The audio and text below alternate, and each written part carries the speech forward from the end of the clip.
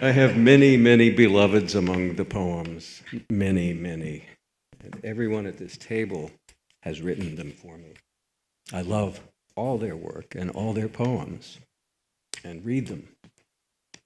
And I've also watched them do the other kind of work, which is every morning with their satchels, walking down the sidewalk to the class to meet with you and talk about your poems.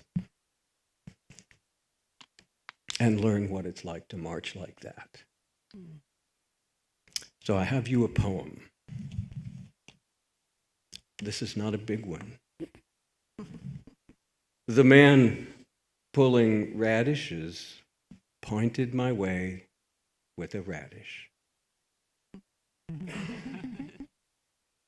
Any questions? I want to read it again. And the syllables is in his first name. Daiko hiki, daiko demichi o oshikari.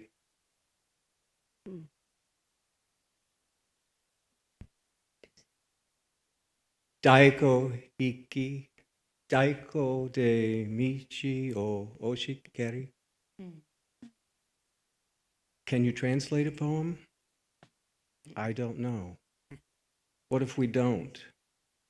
We can either understand each other partially or not at all. Can you paraphrase a poem? I want to come to that in a minute. I have just a couple of remarks I want to make about this poem that I love. I have a secret fondness for dinky ones. I freely admit also how much joy a really hard one, a really complicated one, a nuanced one, a layered one, a Rubik's Cube of a poem gives to me. I tried to talk about that the other day with Keats and Milton and a number of other poems, but I wanted to look in another direction this time because I really do have a taste for the little bitty one. So just a few things to say. Number one, what does it mean? That's the question my students would ask. Dr. Baker, what is that? And they could say also, I could do that. And I would say back to them, you didn't. And then they would ask, but what does it mean? As if to ask, what does it really mean? I work in a school among English professors. I am, alas, one of them. And I listen to my colleagues talk about poems, and I listen to the language they use to talk about poems. They say to their students, I really think we need to explain this poem, as if it's not clear already. I need to, they say, or I wish you would please interpret this poem for me, as if it's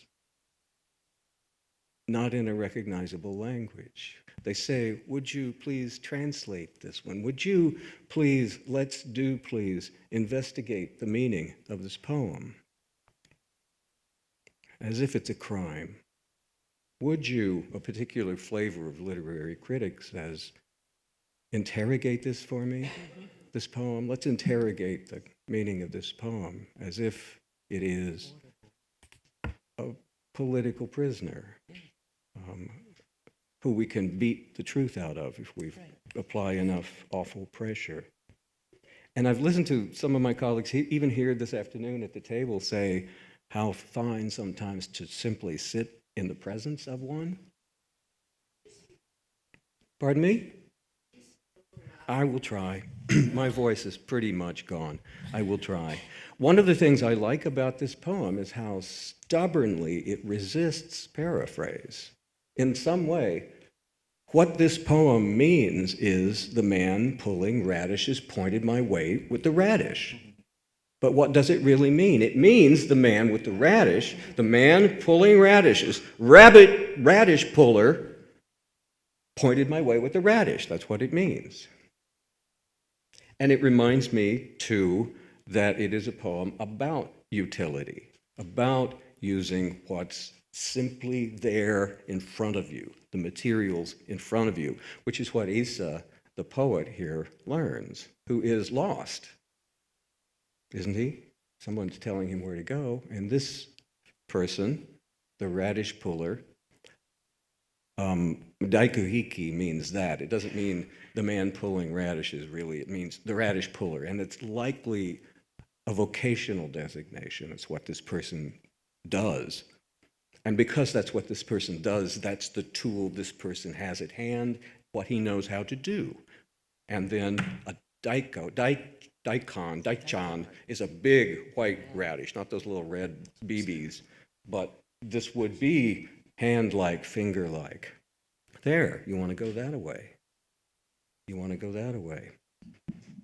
It appreciates that humility, that simplicity, the homeliness, that utility, as I said. It is a poem made out of so little, it's almost not there. Which is even more than stunning to me, if it's made out of so little, that he says that twice, that radish. He uses it twice. The man pulling radishes pointed my way with a radish. That's so delightful. It reminds us in a poem, as we make a gesture, to do it again, to put everything you have in the poem to use. Don't just throw it there. Bring it back. There's a delight in that. Here's another little haiku, in fact, that does the same kind of thing, that same sort of, the utility of repetition. This is Basho.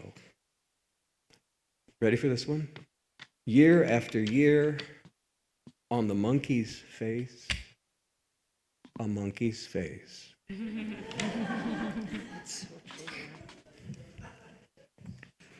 One last thing I'll say about this one is that I appreciate Isa, our speaker here, in the position of the learner, the one who is asking for guidance, and the one who knows how to receive it from an unlikely source, the man standing in the field, working his field with his radish, and Isa receives. That is a good way to stop. Thank you.